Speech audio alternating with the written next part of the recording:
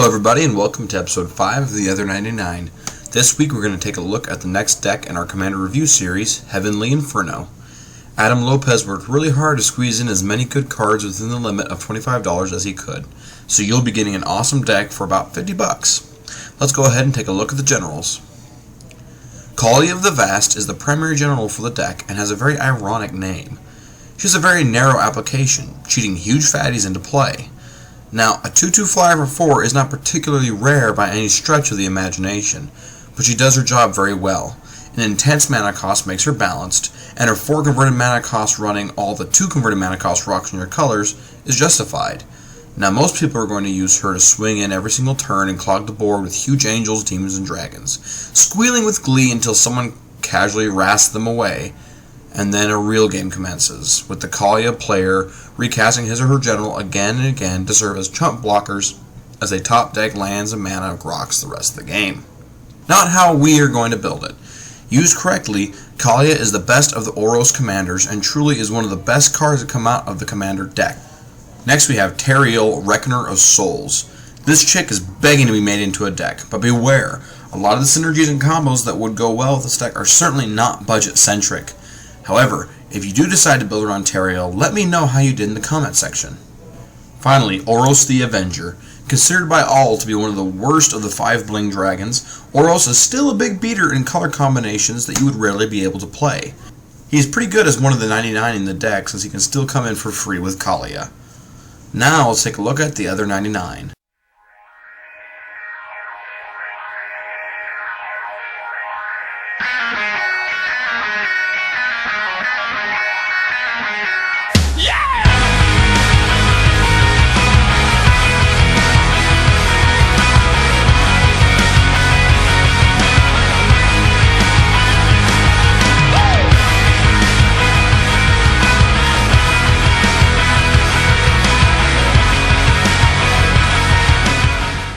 The theme and strategy for this deck is obvious. Put Kaalia on the board and swing in, placing a huge angel, dragon, or demon into play and bash face.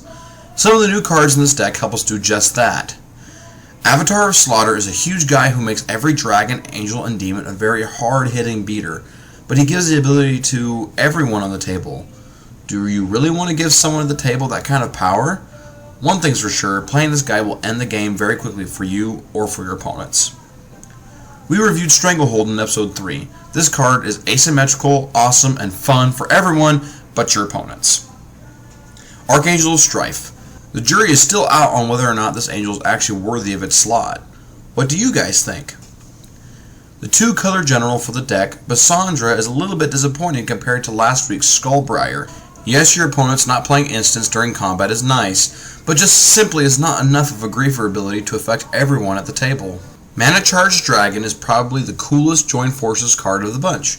Getting colorless fire breathing is no joke, and everybody else getting it so they can help you off someone is pretty good too. Soul Snare is a very powerful card under the guise of a cheap okay card. This will be the 3rd time repeating this, but Siphon Flesh is awesome, hitting Colossi, Shrouded Dudes, and other stuff. Admittedly though, hitting a plant token and missing Avengers Zendikar is a little bit disappointing. Now on to the cuts and revisions for the deck. We'll be cutting 21 cards in an attempt to make a more efficient and concise Kaalia deck. Zoetic Cavern was included to throw off opponents so that they didn't know you were morphing Akroma. This deck is about bashing face, not head games. Dragon Whelp is cute. Not fun, not good, just cute, and not really worth it. Oh, Furnace Whelp, we cut your cousin with 1 more toughness. What makes you think you won't get cut too?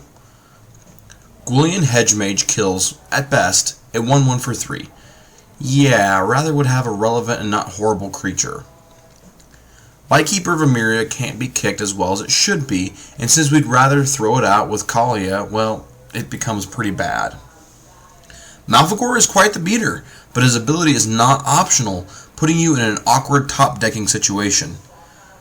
Oni of Wild Places is a 6/5, who seems lame since we're going to be bouncing red cards every turn. Oros the Avenger is getting cut. Despite how awesome he is, he's just not who we're looking for in creatures here.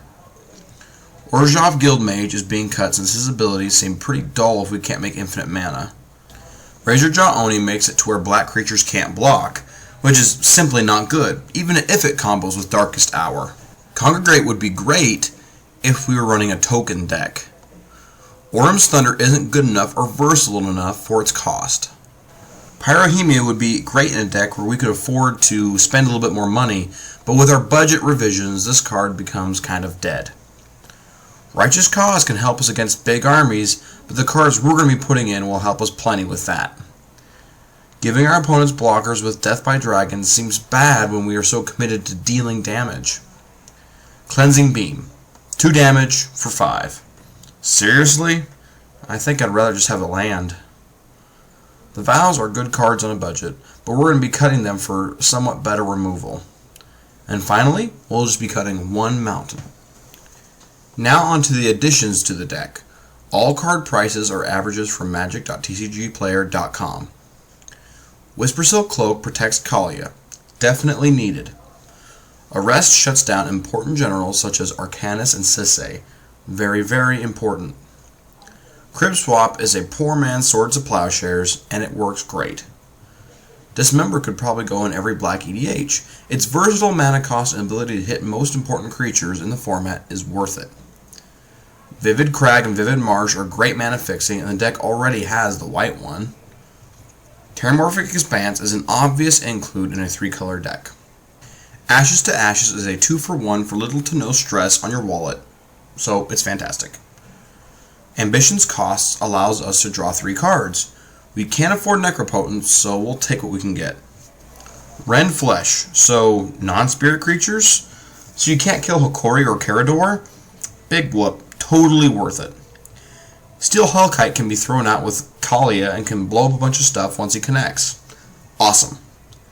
Death Denied, though a little narrow, allows you to pull back a lot of your fatties to be re-cheated into play with Kaalia. Bogartan Hellkite hitting play turn 4 with Kaalia can come in for 12 damage to one player and then hang out to help you win the game. Kagemaru isn't going to be at his best in this deck, but he is still a sweeper. Molten Steel Dragon is a fire-breathing robot dragon, and paying a bit of life to trade with a Titan or Jin-Gitaxias seems pretty worth it. Nullspine Dragon is the only dragon you probably shouldn't be throwing out with Kaalia, but can draw you a decent grip of cards. Chancellor of the Annex is relevant when it's thrown out. You'll be slowing everyone else down a turn, which will help you finish them off before they stabilize. Sun Titan is one of the pricier additions to the deck, but it gets back tons of stuff and is another great fatty to keep on the field. Necrotic Sliver is a Vindicate on a stick that you can abuse with Sun Titan. Pretty awesome. So a great Kaalia deck for just under $50. We like to keep things cheap here at Galaxy Comics, even though this should create a more concise and aggressive list, allowing you to play fun and exciting creatures to win the game with.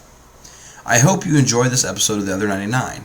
I encourage you to throw this together and give it a try. And if you have Heavenly Inferno, let me know how you liked it or changed it up in the comments below. Until next week, I'm Karsten Perry. Thanks for watching.